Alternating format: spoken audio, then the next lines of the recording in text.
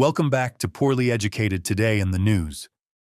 Folks, we got a whole country running like a lawnmower that ain't been serviced since 1987, but somehow we keep pulling the cord, hoping it'll roar back to life. Spoiler alert, it don't. Not this week anyway. From the government shut down harder than my Uncle Randy's liver at his last DUI hearing, to a blizzard that tried to annex half the East Coast, to the Supreme Court telling the president he can't just tariff the planet like it's a yard sale.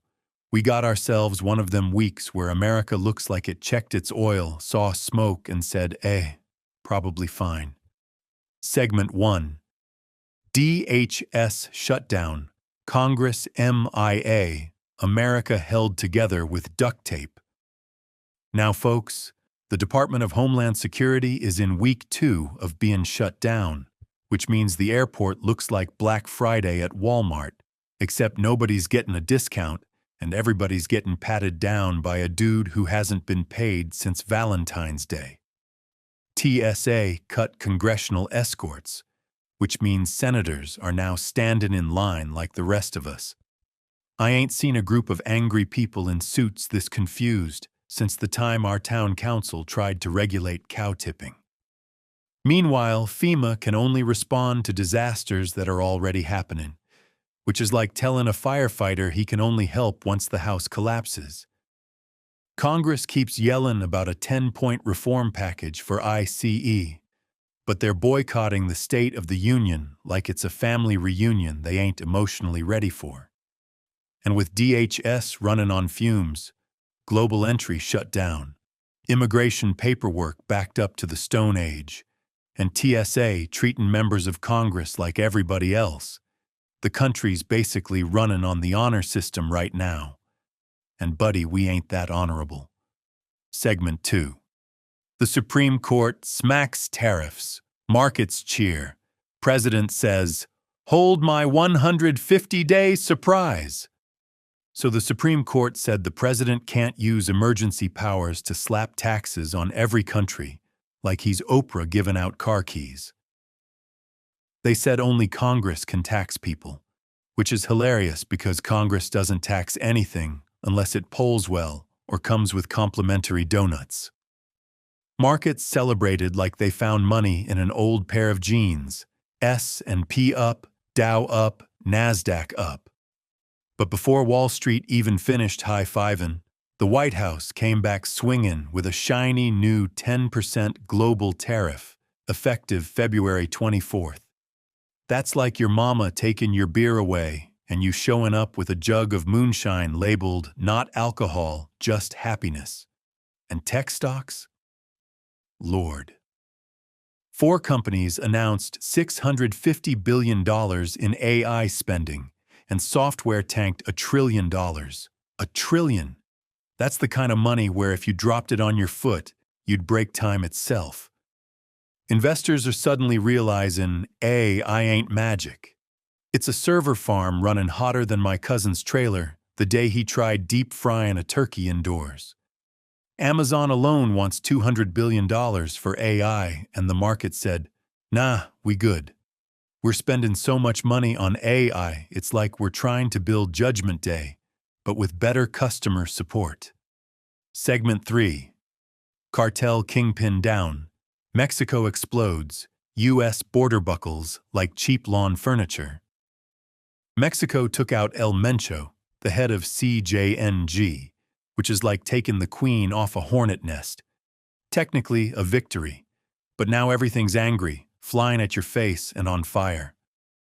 27 retaliatory attacks popped off immediately, with highways burning, soldiers fallen, airports shut down, and tourists being told to shelter in place, which in Mexico means don't even open the curtains, amigo. And right when the U.S. needs border security the most, DHS is shut down. FEMA is AWOL, CBP is working short-staffed, and Congress is busy refusing invitations like middle school mean girls. The power vacuum in Mexico means rival cartels are already fighting for turf, which means more violence, which means more migrants running north. which means our border is about as prepared as my cousin Dale the time he showed up to prom in swim trunks and cowboy boots. And then the U.S. military is simultaneously beefing up in the Middle East, threatening Iran to behave. Russia and Iran are doing joint naval drills just to be petty. And our surveillance planes are run by AI models with names like Claude, which sounds less like a superweapon and more like a guy who's real good at fixin' tractors. Segment 4. Mar-a-Lago has a gate-crashin', shotgun-totin', gas-can-swingin' lunatic. Lord have mercy. A man crashed through security at Mar-a-Lago with a shotgun and a gas can, which is the Florida trifecta of poor decision-making.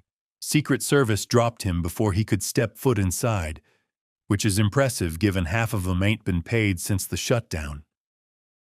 Now they gotta reevaluate the entire perimeter security strategy, which is basically, how do you secure a retirement mansion the size of a golf course against dudes who think gasoline is a personality trait?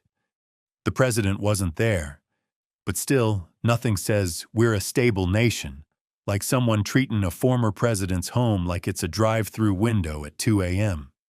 And with the shutdown, they can't exactly upgrade security. They're probably down to duct tape, wishful thinking, and whichever agent still has PTO left. Segment 5. Storms everywhere, fires everywhere. America looks like God hit shuffle. The East Coast got hit with a blizzard so mean it dumped 22 inches on Long Island, 18 on Newark, 15 on Central Park, and shut down every airport from D.C. to Boston.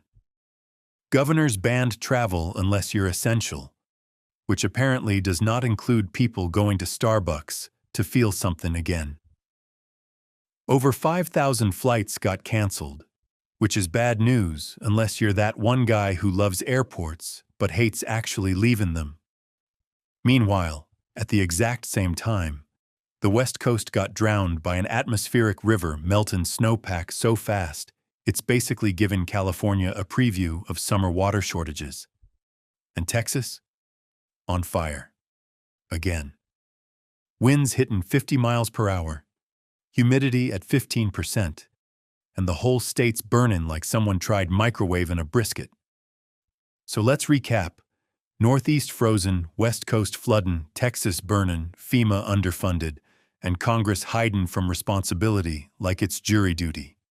Segment 6. Science shakeups, health overhauls, and NASA gets sent to its room.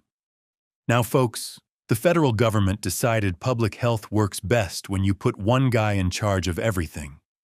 So now Dr. Jay Bhattacharya is running both the NIH and the CDC at the same time, which is like making the referee also play quarterback. Sure, it's efficient, but if anything goes wrong, everybody's yelling the same direction. HHS is also promoting counselors like they're Oprah handing out cars. Meanwhile, NIH banned fetal tissue research overnight, which means countless labs now gotta switch to models that work about as well as my cousin's homemade smoker built out of a mailbox. And NASA? Oh, NASA is grounded. They paused 17 science missions because the White House said, hold up, including space telescopes, Earth monitors, and programs that tell us whether the planet's about to sneeze itself into a new climate. The scientists are furious. You can tell because they expressed disagreement politely, which is scientist for we about to fight. But don't worry. Private tech's still inventing wild things. Samsung and Columbia cracked a new solid-state electrolyte that makes batteries safer and longer lasting. Buddy, if they pull this off, electric trucks will run longer than the excuses my cousin gives his parole officer. Louisiana's got a whole tech renaissance, too, building software for oil and gas operations. That's right. Louisiana is the new Silicon Bayou.